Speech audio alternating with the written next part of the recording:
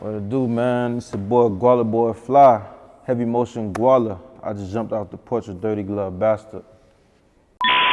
Getting all this chicken, they like who done sponsor me. I was taking high risk riding with a whole dispensary.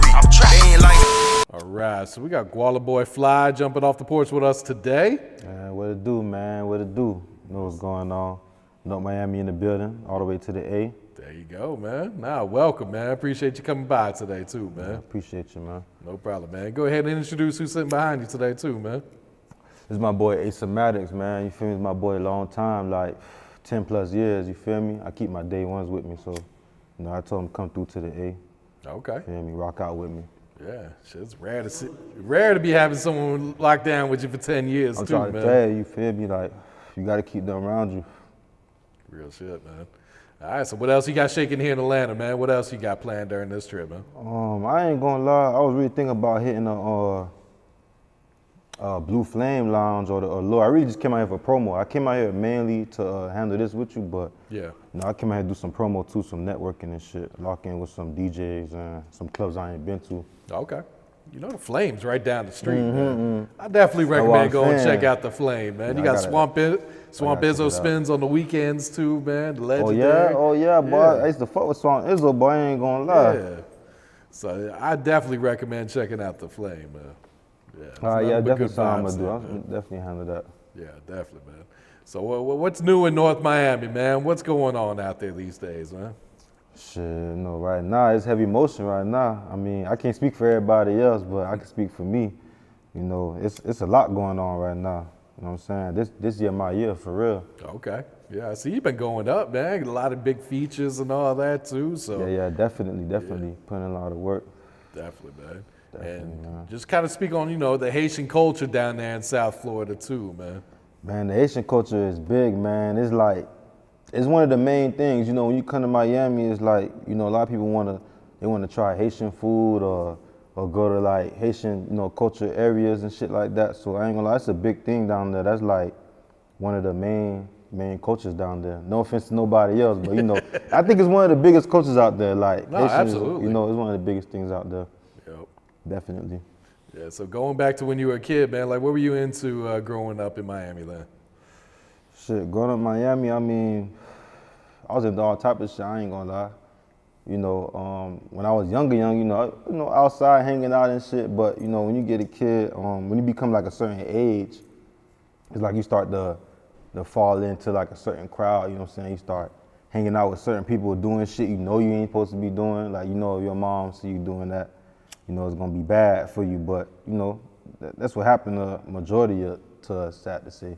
Yeah. You know what I'm saying? So, you know, it is what it is. Miami's Miami, just like everywhere else. Atlanta's Atlanta. You know, we all got the good and the bad with it. No, that's very true, man. So when would you say you jumped off the porch? How old were you then? I want to say like 6th, 7th grade. Yeah, like 6th, 7th grade. That's young, You man. know, I used to be around other stuff then, but you know, I didn't really like try to get myself too involved. I was always hanging with like the older crowd, older cousins and shit like that. Yeah, I understand that, man.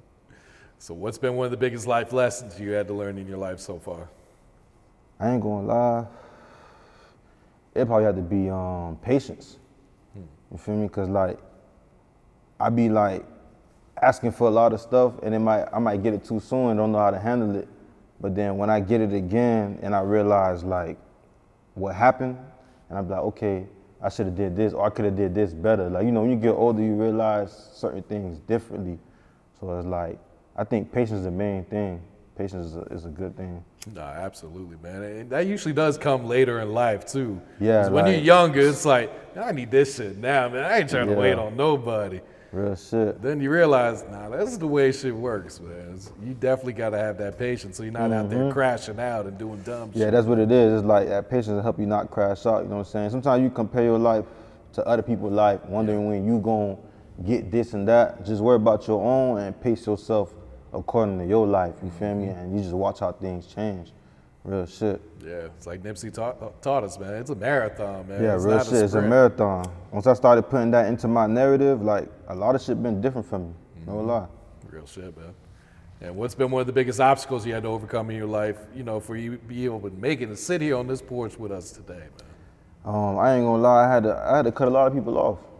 Like real shit. Like you know, you think like people for you, and it don't really be that. You know what I'm saying? You know, you extending your love to, you know what I'm saying, make sure everybody else straight, but in return, it don't be the same thing. So it's like when you cut people off, it's like shedding skin. Like, you know how a snake sheds skin? It's like new growth, you feel me? Like, it's definitely that. Like, you feel me? Nigga feel that. Nah, definitely, man. And even sometimes you just outgrow people, man. Yeah, And that like, too. A lot of people That maybe too. going one way in life and you go in a completely different direction. That's if like- you try and latch onto it, it's just not gonna work out. Yeah, I ain't gonna lie, that's real though, cause like the whole you know, like outgrowing people, it's like the Gucci and Walka situation. Like sometimes niggas just, you know, it probably ain't no beef in between it, but you know, they just go their separate ways. You know what I'm saying? Probably like different things seen, or like down the line, different paths, you know, different mindset, shit change. Yep. Yeah, it's never even like bad blood, anything like that. It's just going two different ways, man, two different paths. Yeah, sometimes that shit just happen. Like, ain't nothing you could like, you know what I'm saying? You can't get mad at a nigga cause his viewpoint changed, you feel me? It's like everybody got their own life, so that's what it is. Yeah, that's why I even said like it's rare that you have someone in your That's life what for I'm like saying, 10 you feel years. me? I got a like few that. other homies too like that. They just ain't here right now, but Yeah. I got a few niggas that's definitely 10 years plus from we been locked in. Oh, that's solid right there. All right, so get into the music, man. How'd you get your start, and how old were you? What inspired you to start at it at first? I ain't gonna lie, I wanted to be a DJ at first. Really? You feel me? Yeah, I like bringing this up because it's funny. Because it's like my cousin, he was the one that was rapping, Rolling Story. You feel me? He stay in Orlando and shit. My cousin started rapping first, and it was like, you know, he was doing music. I just wanted to assist in some way. You feel me? Because I don't know, it was cool. You feel me? Back then, we kids and shit. You know, he freestyling. It was just like something cool, like good energy coming from it. You feel me? So I ended up trying to be a DJ. And I figured out, like, I ain't gonna lie, it ain't gonna work out for me to be a DJ. You know, I used to play on, what they call it, what the shit called on Apple, My DJ or Live DJ, one of them shit. Yeah. I used to be on there, you know, doing my thing, speeding music up. But it was like, I probably had a higher calling, you feel me? Like, that's what it was, I had a higher calling. And I started making music. So how old were you at first when you first started rapping then? I was like 13. Okay. I had a Toshiba laptop that I was working on and a Logitech headset mic. You feel me? That's what I was recording on. I remember that shit like it was yesterday. Magic Music Maker. Nothing like Pro Tools. That was just some generic ass shit. But it worked though, you feel me? I was getting music out. Yep. So who'd you grow up listening to? Who were some of your favorite artists back then when you had first started then? Growing up, I ain't gonna lie, I listened to a lot of Lil Wayne back then. Like growing up, I think that was everybody in my generation. You feel me? Like Wayne was one of the biggest, and then you know And he was even living down there too after Katrina. He brought Drake on, and Drake was like big too in my listening playlist. Shit, a little bit of Jay-Z. Tupac was big back then in my playlist. I had Tupac on the Xbox, like, you know. They used to save music on the system. Oh yeah. Yeah, so I had Tupac on the Xbox, and that was like the main things I was listening to. Yeah. Back then when I started. I got you. So at what point would you say that you started taking it serious, figure out, all right, this is the path I want to go down, man. I want to be an artist. I'm gonna pursue this shit. I'm gonna put my time and my money into this. Honestly, I started really getting serious with it like, I want to say like my sophomore year in high school.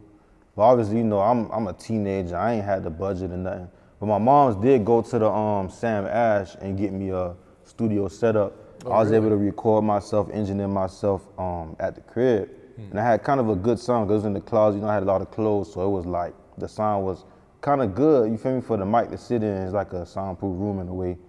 But yeah, that's what it was. Like, I ain't had my own money then, so I was just recording on doing what I can. But I ain't gonna lie, like when I did start getting my own money, like, you know what I'm saying, had the budget to be able to do what I wanted to do, I started putting everything into the music. I want to say like 18 years old. Yeah. And it's interesting you said like your mom bought that for you, so she was supporting you. Yeah, So she I hear a lot of definitely times was. My mom was a big supporter. Like, Yeah. she knew that I could make good music.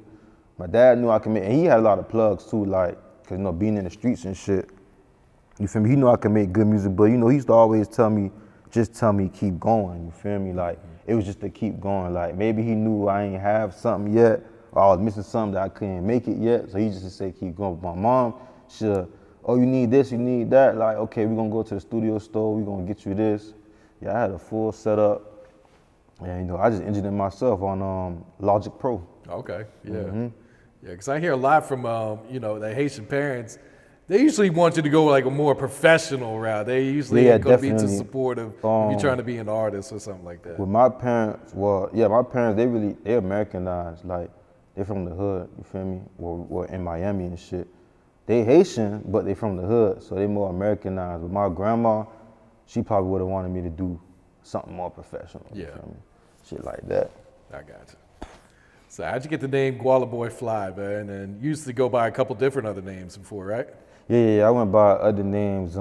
Actually, one of the names I want to bring up is a funny name too, cause I don't know how I ended up with that name, but I used to call myself Hard Rock, like the casino. Oh, really? And I always used to say that in the songs, like, oh yeah, Hard Rock like the casino. I don't know how I got that name or what made me want to go with that name, but that name meant something to me, I ain't gonna lie. Like, nigga Hard Rock, I ain't gonna lie.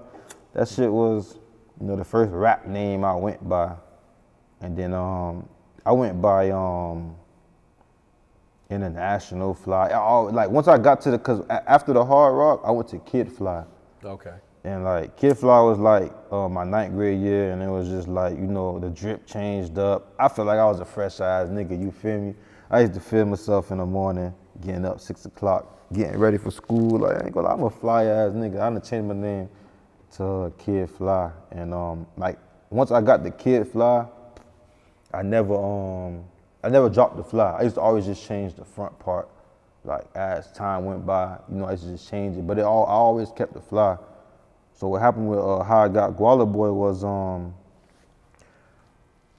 I had started a street team, because we used to go by Man Down ENT.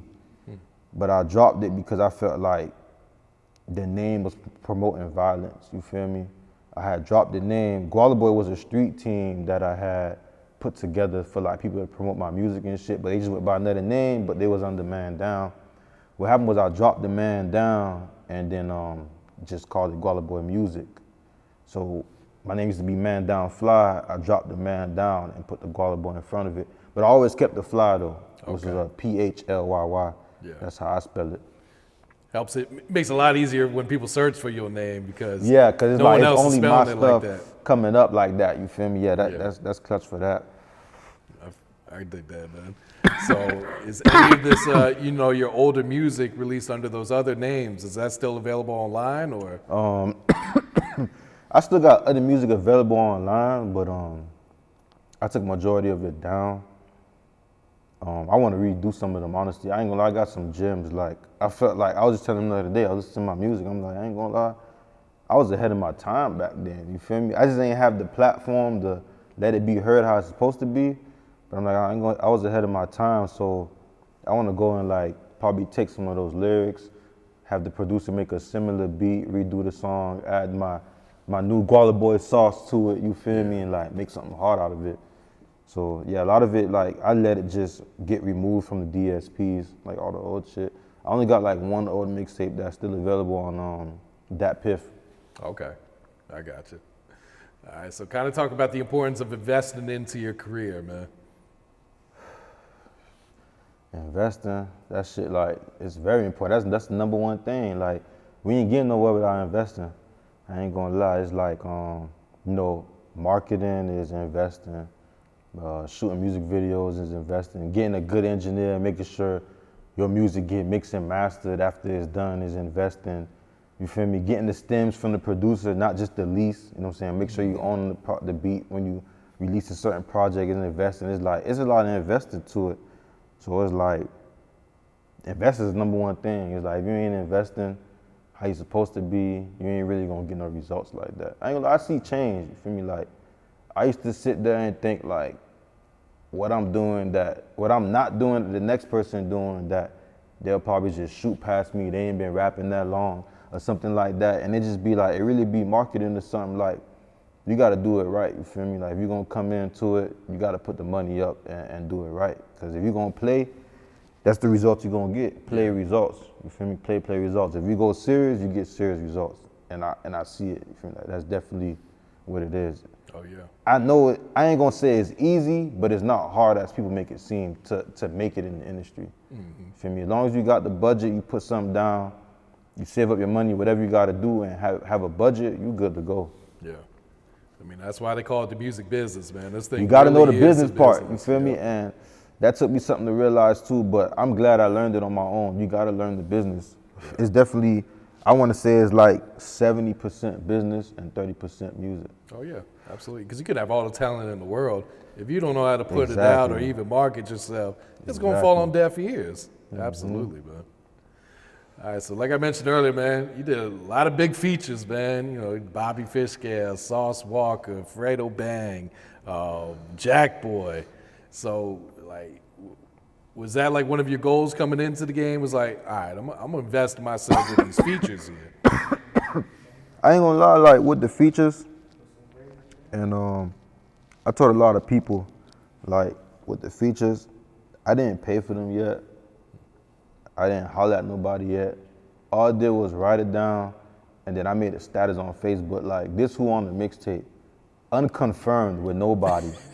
Unconfirmed. That's what I'm telling you, this is a crazy story. I don't know if it's coincidence, I don't know if it's the power of manifestation, I don't know what it is. These are unconfirmed features. And even the Fredo Bang feature, I tried to back out of it. It wasn't, I felt like I already had enough for the mixtape. Not that I ain't want to do the song with him, but I already felt like the project was good. I still ended up with the feature from Fredo Bang. And it just goes to show, like, ride it, think it, achieve it. You feel me? Like, that manifestation is real. So I ended up, doing the features. And, like, I ain't gonna lie, nobody in my city did nothing like that, like what I did. So it's just like, it's a good thing for me personally. Even if it probably ain't go as far as it's supposed to, I know I made the investment. I know they see the catalog. You feel me? Like, you Google my name or whatever, it comes up. So you can see what I did on my own without a label's budget. Like, this is all me. Nah, definitely, man.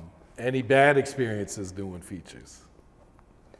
The only bad experience I had, which I had to learn, because like I tell you, the industry is 70% business, is when I did the Fredo Bang feature, it's a clearance problem right now. Like, the song's still not out on DSPs, it's just out on SoundCloud, which I ain't stress it, you feel me? But I did holler at them about doing the video, and I was just gonna do the video and say, fuck the clearance. I don't even care about making my money back from it. Let's just do it for the promo. You know what I'm saying? I got the feature with you. Let's not let it fall on deaf ears. Let's take it where it needs to go. You know what I'm saying? Fuck the clearance. I don't need the money from it, honestly. But when I hollered at his people, they was like, they could still get me the clearance. So what I'm in the process of doing now, I got to get the beat remade, because come to find out, that's Raw Wave Through the Wire. That really? Beat, I don't know how that happened. Shit. Like, I really don't know how that happened. So with that being said, I got to get my producer, probably Luca or Loaded Up Carl, to remake the beat or remake something similar and do a little something to the song, and then get it clear and then do the video, like in that process like that. But a video definitely coming for that song. Okay, I got you. And the clearance, that all lands Yeah, on the the clearance label, gonna right? come, like, that's not even through Fredo. That's like, yeah, that's through Def Jam, and I'm gonna have a lawyer on it, so we good. Like, you feel me? yeah, I'll take everything seriously, so I'm gonna go the right way with it. understood, man. Yeah. All right, so what's your thoughts on the music scene in Miami right now? Honestly, the scene in Miami it's a little iffy to me. I'm gonna be 100%, but it is what it is. It's like, we gonna go out in these other cities and make a name, and then that's when the city wanna, fuck with us like that. You know what I'm saying? But, when we in the cities, like, it ain't the same love, you know what I mean? But it's all good, it don't gotta be that, cause it's like I say, we gonna make the point that need to be made regardless. Like, all the time I stand on that business, that's what I say. So when I come back to city like, damn, this GwalaBoy, I slept on him. Yeah, when you book me now, it's double. 'Cause when you hollered at me before, you played. That's just business. You know Yeah. what I'm saying? So, yeah, that's what it is. And pretty soon, that's exactly how it's gonna be. You know what I'm saying? It's inevitable. Nah, understood, man. All right, let's talk about your most recent project, man. Going Colossal. Oh, that mixtape there, I ain't gonna lie, that's my hardest shit. Going Colossal. Me and I ain't gonna lie, my engineer put in a lot of work for that one too, with that mixtape. Lido mixed it. You feel me? The Lido sauce. Like that mixtape there, cause my first one, like I just look at the stream difference. Like my first mixtape, North Miami Big 8, the streaming did only like 30,000. You know what I'm saying? And that's still more than what I expected, you know what I'm saying? Cause I don't know 30,000 people. You know what I mean? So that's good. But Going Colossal did 100,000. That's a big difference. So I don't know if it's just the work or people starting to catch on so I get more streams. I don't know what it is, but it's still going up. And I just dropped a single too, Despise Me, and it's doing good numbers like pretty quick. So I'm like, okay, I see maybe people starting to really pay attention now. Like, you feel me? 'Cause they were sleeping before, but you know, it's just consistency. Yeah. You feel me? Be consistent with it. And what was the inspiration going into that single, Despise Me, then? Despise Me was like, that was one of those songs where I was in the studio, I was feeling myself, you feel me? I got all my cheese on me, I'm iced out. You know, I'm just like, I ain't gonna lie, like niggas mad I'm doing me type shit, you feel me? Cause there's a lot of crazy shit going on, you feel me? Like with my name and shit, but it's like, you know, maybe niggas just mad that I ain't fucking with them, you feel me? Like, you know what I'm saying? I see what it is, so it's like, I'm just doing me, I ain't worried about nobody else. Like, before, you know what I'm saying, I'm looking out for niggas, making sure everybody's straight, so I feel like it's slowing me down. Now, I'm just worried about just me, you feel me? And niggas just, like I'm gone, you feel me? So it's like, niggas just like, damn, that nigga green or some shit. But I'm just doing me, you feel me? So that's why I dropped that song, Despise Me, because I'm like, niggas don't like how I'm coming, you feel me? Like, now that I'm standing on only me, it's like, shit just different. Yeah. So is that going to be for your next project, or was that just something to just throw out there? And just that was something to throw out, you feel me? That was something to throw out, but it might be on the next project. I do want to drop another mixtape. I do want to give him another mixtape just to show him that I got bodies of music ready. You know what I'm saying? It's like I want to put it out in a timely manner and make sure I'm doing it right, well, with the proper planning, because it's like, you don't want to just throw music out and it's falling on deaf ears. You feel me? You want to do it right, have people anticipate the new shit. You know what I'm saying? No, absolutely, man. What was it like working with Bobby Fischale on Cartier?